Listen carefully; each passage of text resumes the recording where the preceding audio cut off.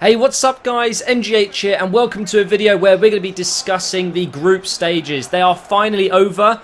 When I say finally, I mean I'm upset, but they are over and it means we're going to get to the really big matches. The quarters are coming up, the semis all coming up, and then the final. But we're going to be talking about what has happened so far in this World Cup. We're going to go through each group, each team, and discuss what I think about the teams, how they've performed. I'll be obviously talking about the teams that haven't done so well. And I'll be making some predictions as well. I want to talk about, who I think will be top scorer and things like that. So we're going to start off with Group A. I will put pictures up so you can see what I'm talking about.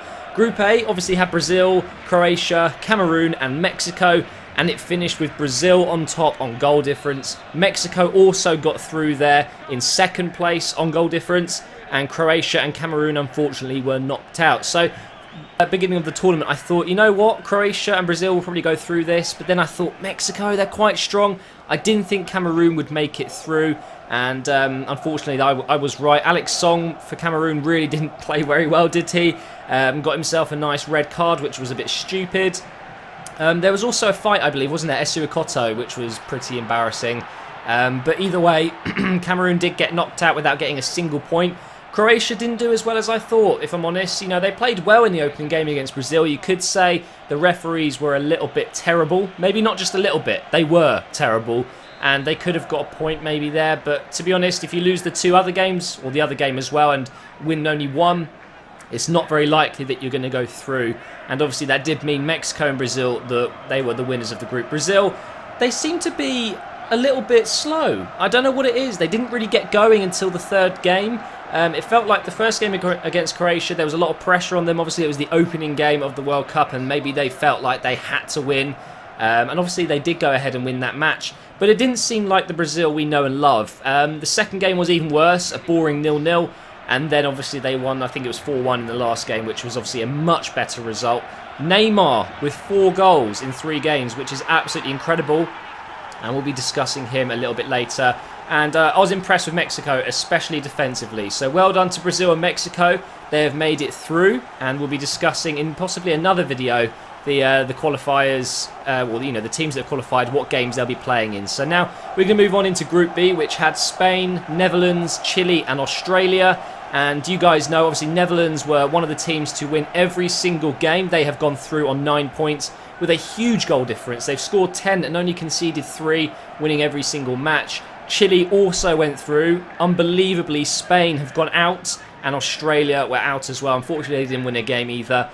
Tim Cahill, I just want to make a quick make my point on him. What a goal and what a way to bow out of national football.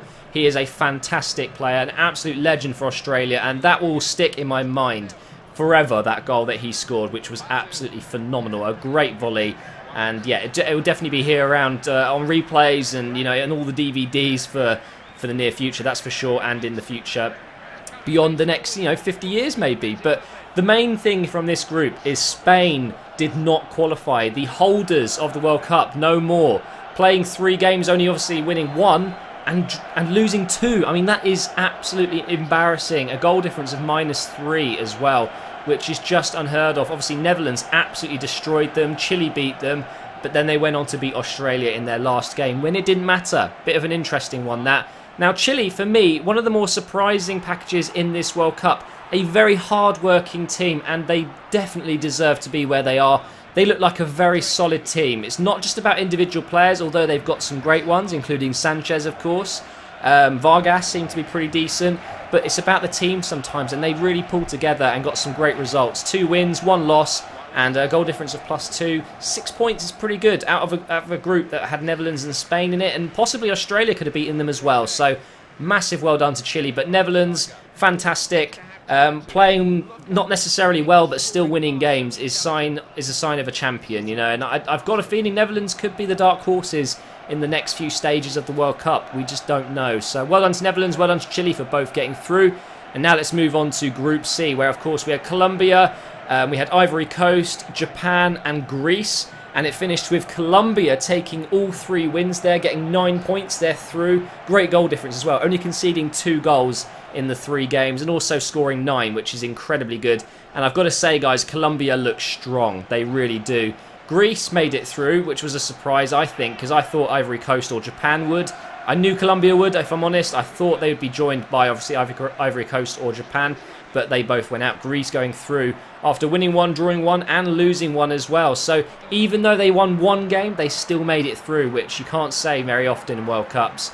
Ivory Coast, they looked like they had a great team on paper, you know, including Drogba, Toure brothers. You know, they have some very good players, especially very pacey players, as you guys know, but it wasn't enough to get them through, and unfortunately they only won one game and they lost the other two. And Japan, I was expecting so much more, didn't even win a game. They drew one and they lost two, and they go out after performing very, very badly indeed.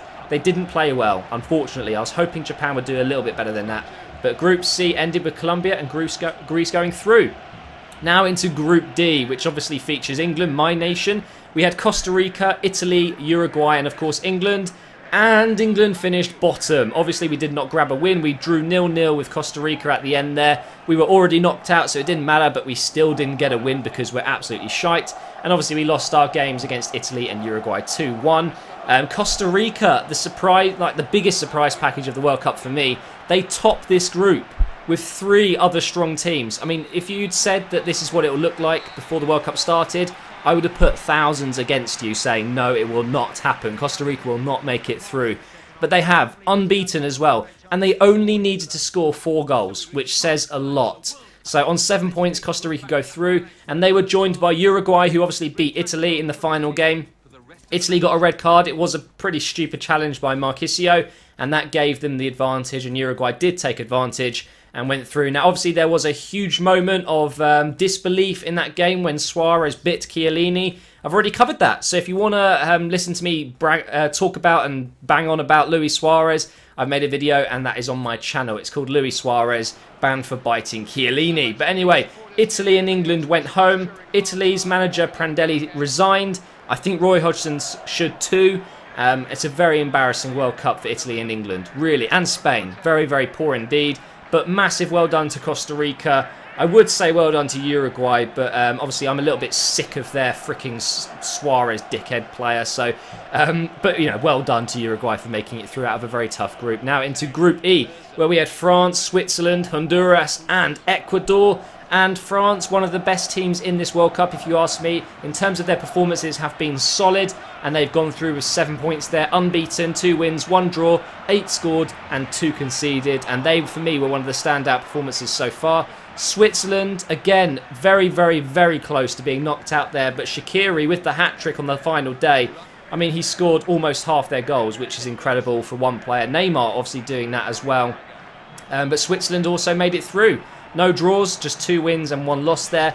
And Ecuador, I really expected more, but only got 1 win, 1 draw, 1 loss. Got a 0 goal difference, and they get knocked out on 4 points. And obviously Honduras, not incredibly good team, losing every single game. They only managed to score 1 goal as well. And by the way, I believe this World Cup has averaged 3 goals a game. So if you're only going to score 1 goal out of 3, it's not looking good for you. But if you're a Honduras guy out there, or female, or just a fan in general, let me just say this. If the World Cup was based on murder rates, Honduras would have won. They would have won, sorry. So, yeah, based off murder rates, Honduras would have won the World Cup. Interesting one, that. But grats to France. I knew they would make it. I think they're going to be potential winners, actually. And Switzerland as well for joining them. Now into Group F, featuring none other than Argentina, Nigeria, Iran, and Bosnia. Now, Bosnia... it's the first time in the World Cup for them. Dzeko up front, they've got Pjanic, they've got some decent players in there. Unfortunately, it didn't go too well for them. They won their last match, but it was too little too late. They did lose the first 2 matches, and they go out on 3 points there. Iran were also there for, I'm not sure if it was their first time, but it's been a while since they scored more than 1 goal in a game. They only got 1 goal in the whole competition, the same as Honduras. But they did get a point. Unfortunately, though, they joined Bosnia and they were out of the competition, meaning Nigeria and Argentina are both through. Now, Argentina, for me, again, very much like Brazil, didn't feel like they were at their full potential. Messi has scored 4 goals. He is top scorer with Neymar and Müller from Germany, who we'll be talking about in a second. But Argentina looked like in that last game they were, you know, they were just getting into it. So I fear for the team who Argentina are against in the next round because They look like they could be pretty dangerous. Nigeria, for me, didn't play particularly well, but obviously they made it through because there was two weaker teams there in Bosnia and Iran. So Argentina did make it through, winning every single game, and Nigeria joined them in the next round. Now on to Group G with Germany, Portugal, Ghana, and the mighty USA.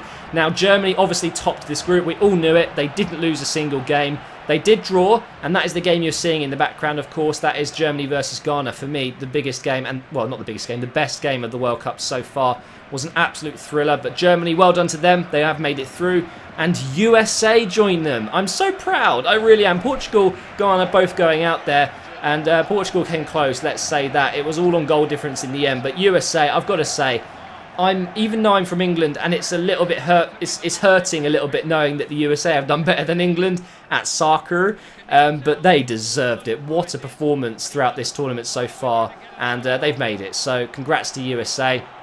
Let's move on to Group H, the final group, which had Belgium and Algeria, Korea Republic and Russia. Belgium, again, you know, one of the underdogs, you could say, although they have a very good squad.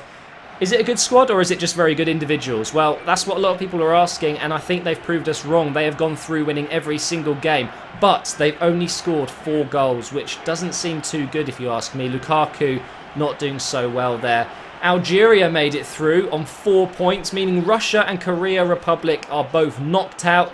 Algeria really doing well there. They've actually got a pretty decent team, if you ask me, and they have made it through on 4 points. But that wraps up the video, guys. That's my thoughts on the World Cup standings so far from the groups. Today, obviously, we have the first few games in the next stage. It should be exciting. Leave your predictions below and let me know if you want me to do a video next time talking about the results of the next stage, and before the quarterfinals begin we can make our own predictions. But in terms of my predictions for now, I think it's either going to be Argentina or France to win this competition. I don't think Brazil are going to do it. I don't think they looked particularly strong enough. I've got a feeling that Brazil could make it to the final but not win it. Top scorer I think will be Muller or Neymar. Possibly Messi, of course, but I don't think actually Messi will score more than Neymar or Muller. It's as simple as that. I think Muller is one of the strongest players in this tournament for Germany, and I don't think Germany will win it, but I think they could be up there as well with France, you know, Argentina and Brazil. It's those 4 for me who I think could win this, and I hope one of them does win it, because it would be a fantastic way to win a tournament after playing so well in the group stages. But thank you for watching, guys. I hope you've enjoyed it, and I'll see you in my career mode video next.